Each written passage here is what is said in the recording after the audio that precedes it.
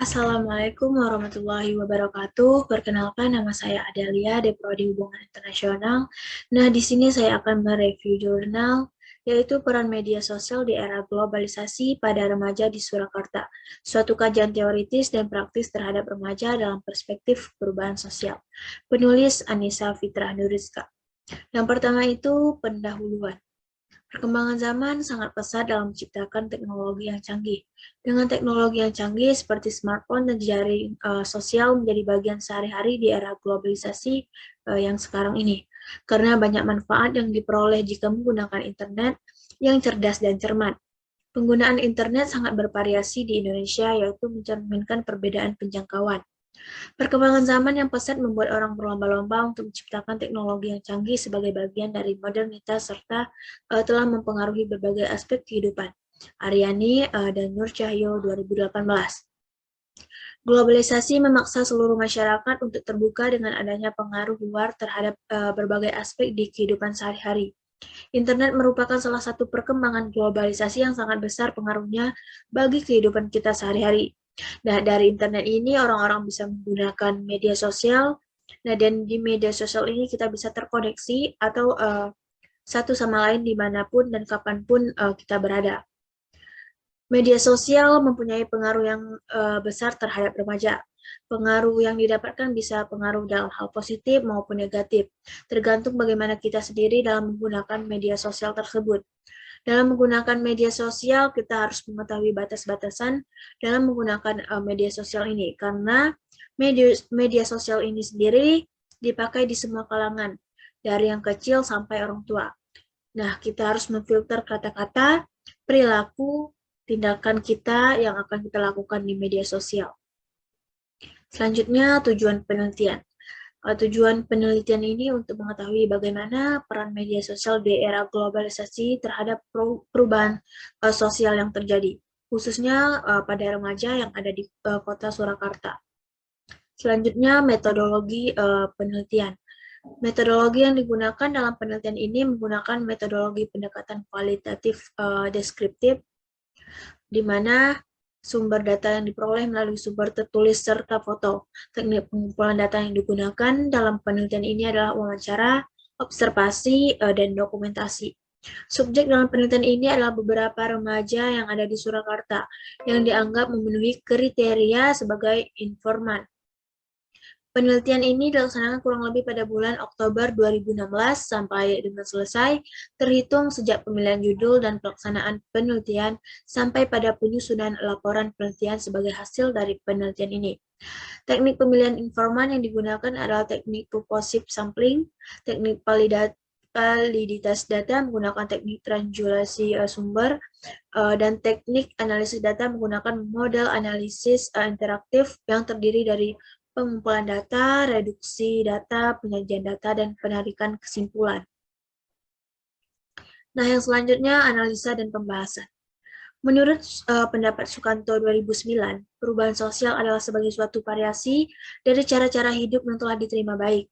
Karena perubahan kondisi geografis, kebudayaan material, komposisi penduduk, ideologi, maupun karena adanya difusi ataupun penemuan-penemuan baru di masyarakat.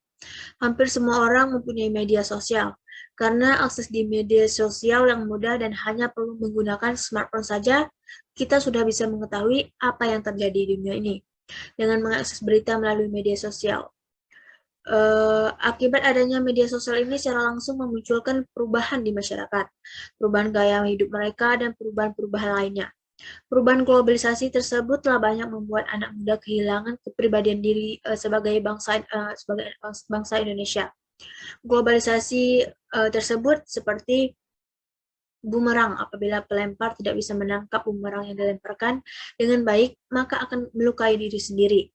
Perubahan perilaku yang mudah dilakukan misalnya dalam berkomunikasi atau berpakaian, seolah-olah mereka lupa dengan kebudayaannya sendiri dan lebih senang menerapkan kebudayaan asing dalam kehidupan mereka.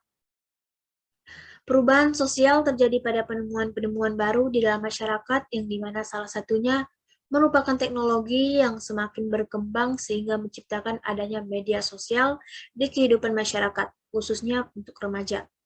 Nah, ini ada perubahan-perubahan yang terjadi pada remaja. Yang pertama, gaya berkomunikasi. Setelah berkembangnya zaman teknologi, media sosial dapat berkomunikasi antara satu dengan yang lainnya, hanya melalui chattingan media sosial, seperti WhatsApp, Line, Instagram, dan lain sebagainya. Banyak remaja menggunakan komunikasi dengan media sosial tanpa harus bertatap muka secara langsung, dan secara tidak langsung juga telah merubah gaya berkomunikasi dan berinteraksi.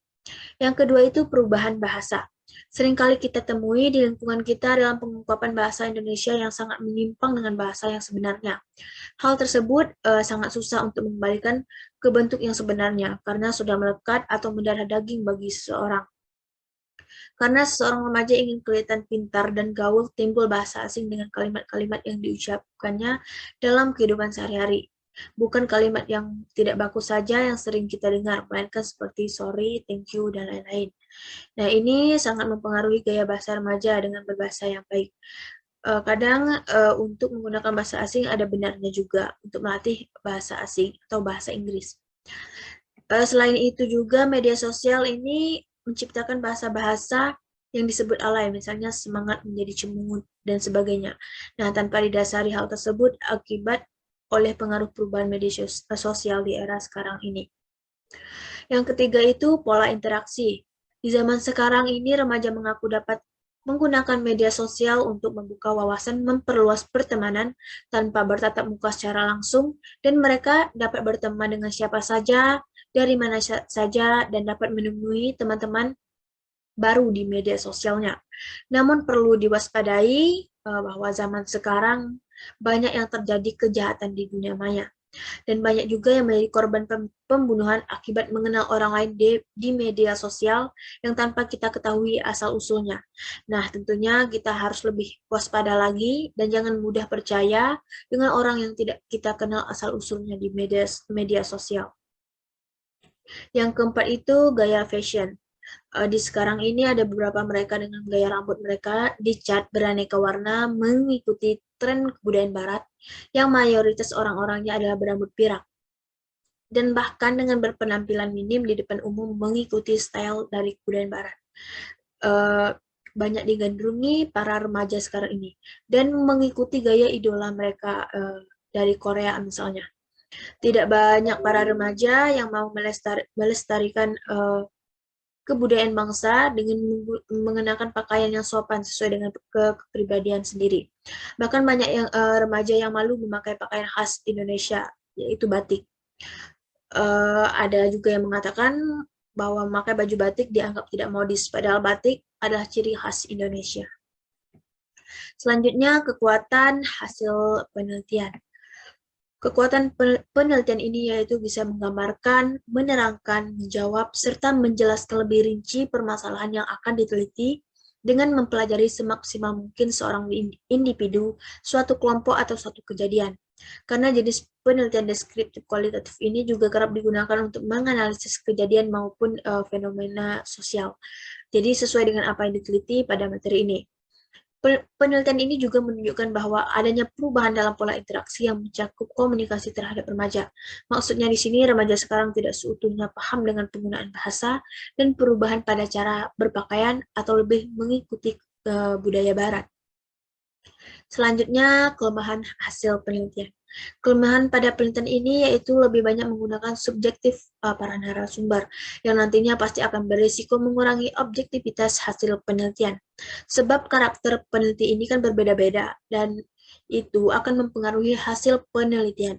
Karena nanti bisa jadi ketika bertemu dengan peneliti lain dengan karakter yang berbeda, hasilnya akan berbeda pula.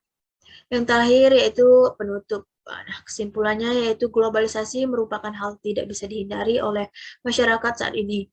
Globalisasi mampu meyakini masyarakat Indonesia bahwa liberalisme dapat membawa kemajuan dan kemakmuran, sehingga menciptakan teknologi seperti sekarang ini dan membuat kita ikut andil dalam menikmati kecanggihan teknologi. Perubahan-perubahan jangan sampai mengikuti budaya barat yang dianggap lebih baik atau keren yang membuat kita lupa diri akan identitas budaya di Indonesia. Kita juga harus bijak dalam menggunakan media sosial. Selain penggunaan bijak dapat membuat kita terhindar dari korban kejahatan di media sosial, dan jangan sampai juga kita ini ketergantungan dengan media sosial itu. Referensi yaitu Hania Tusada Hirma 2020, peran media sosial di era globalisasi pada remaja dalam perubahan sosial, dan Nuriska 2016, peran media sosial di era globalisasi pada remaja di Surakarta, suatu kajian teoritis dan praktis terhadap remaja dalam perspektif perubahan sosial, Jurnal Analisa Sosiologi. Nah, hanya itu yang dapat saya sampaikan. Terlebih terkurang saya mohon maaf. Saya akhiri. Wabillahi taufik wal hidayah. Assalamualaikum warahmatullahi wabarakatuh.